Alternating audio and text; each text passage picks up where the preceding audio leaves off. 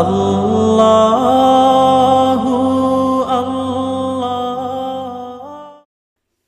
আমি অনেকক্ষণ থেকে চোখে অশ্রু নিয়ে এই আয়াতকে অনুভব করছিলাম, যেন আল্লাহ তাআলা আমার সাথে কথা বলছেন, আমাকে বোঝাচ্ছেন তোমার পরবর্তী সময় তোমার পূর্ববর্তী সময়ের থেকে উত্তম হবে।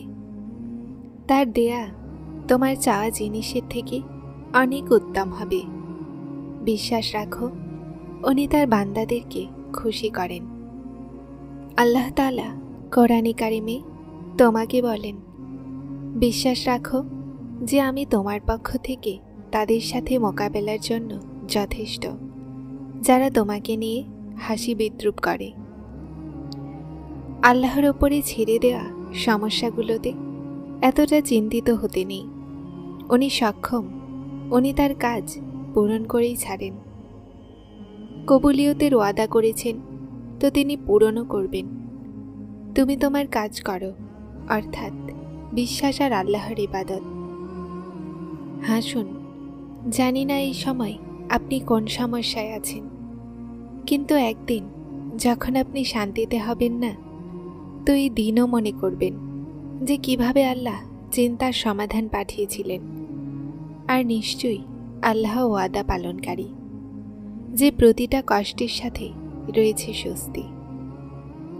আল্লাহর কথা মতো চলতে গিয়ে মানুষের কথায় ভয় পাবেন না, কেননা মানুষ আপনার কোনো কিছুই বিগড়াতে পারবে না।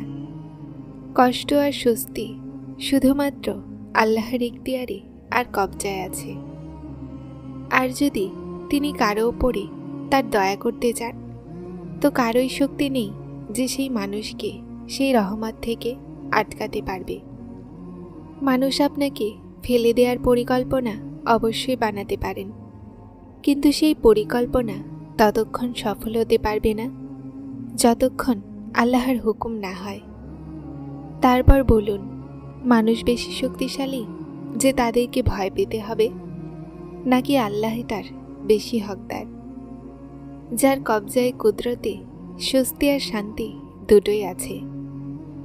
আল্লাহ কোরআনে কারিমে বলেন, আল্লাহ যেই রহমতের দরজা মানুষের জন্য খুলে দেন, সেটাকে কেউ আটকাতে পারবে না। আর যেটাকে তিনি বন্ধ করে দিবেন, সেটাকে আল্লাহ ছাড়া কেউ খুলতে পারবে না। কখনো কখনো মানুষের অন্তর কোনো জিনিসের জন্য খুব কষ্ট পায়, এতটা যে তার জন্য সবর করাও কঠিন হয়ে যায়।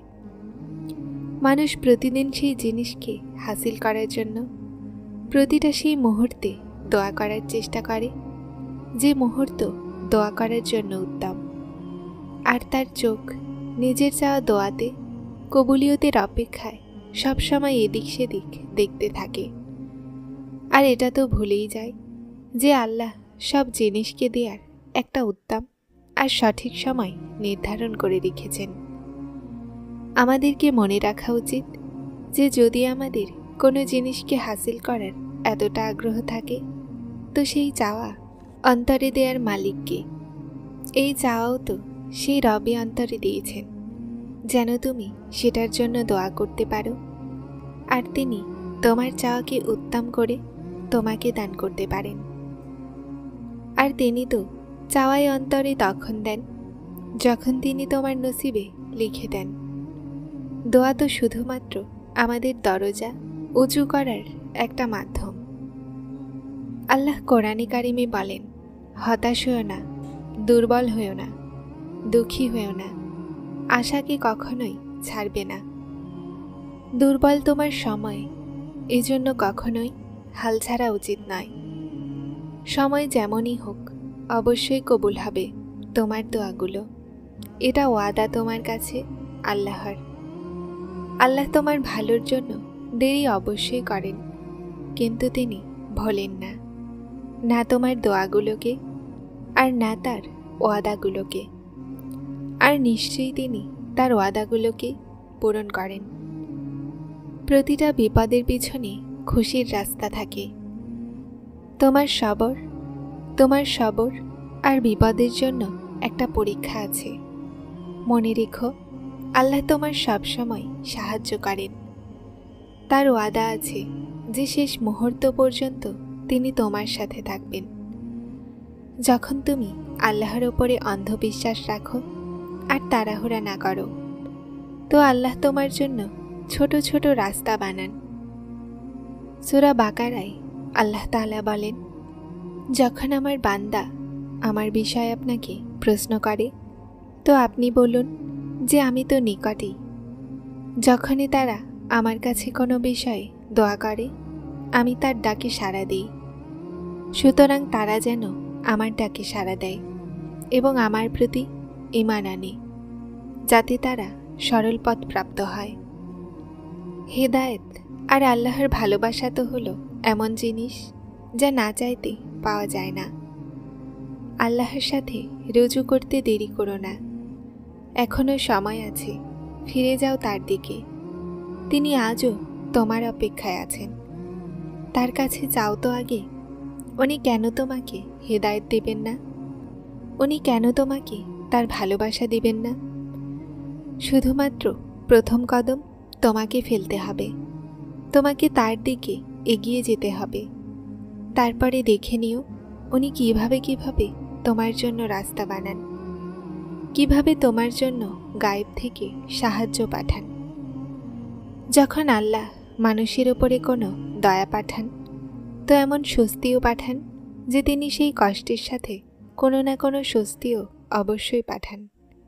তিনি তোমাকে সেই কঠিন সময়ে সাহায্যও করেন। কখনো সেই স্বস্তি কোনো মানুষের সুরতে, আবার কখনো সেই স্বস্তি কোনো অচেনা মানুষের সুরতে আসে। তুমি চিন্তিত কেন হও?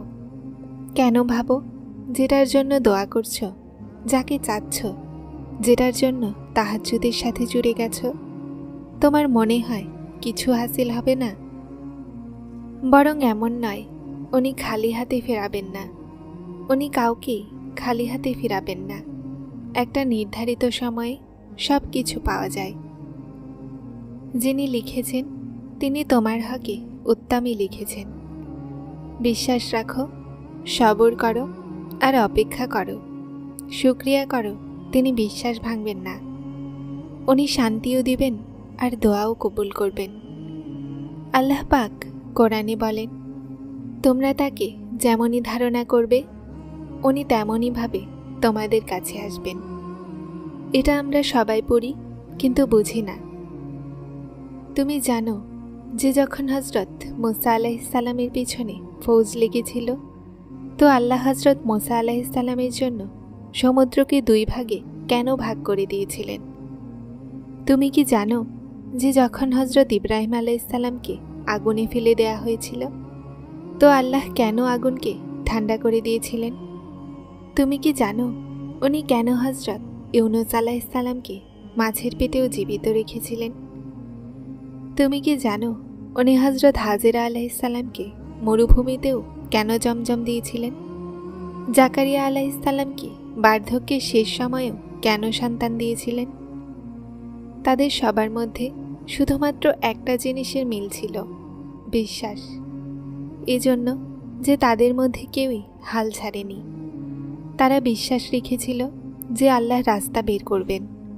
দেখো, আল্লাহ রাস্তা বের করে দিয়েছিলেন। তারা সবাই তার উপরে বিশ্বাস রেখে সামনে এগোতে ছিল। আর দেখো, আল্লাহ তাদেরকে হতাশ হতে দেননি। তাহলে কিভাবে সম্ভব যে আপনাকে সাহায্য না করবেন? আর কিভাবে হতে পারে তিনি আপনাকে হতাশ করবেন? আপনার জন্য এই আসমান জমিনের নিশানি হলো নিদর্শন। আপনি কেন এগুলোতে লক্ষ্য করেন না? আল্লাহ বলেন, আসমান আর জমিনের সমস্ত কিছু তার হাতেই আছে। আপনি কেন এগুলোতে লক্ষ্য করেন না? আশা ছিল না, এটা তো পরীক্ষা, শুধু কিছু মুহূর্তের। পরীক্ষার পরে শান্তির ওয়াদা বিনা কারণে তো নয়। যারা চ্যানেলটিতে নতুন এসেছেন তারা সাবস্ক্রাইব করে হেদায়েতের সাথে থাকুন। আসসালামু আলাইকুম।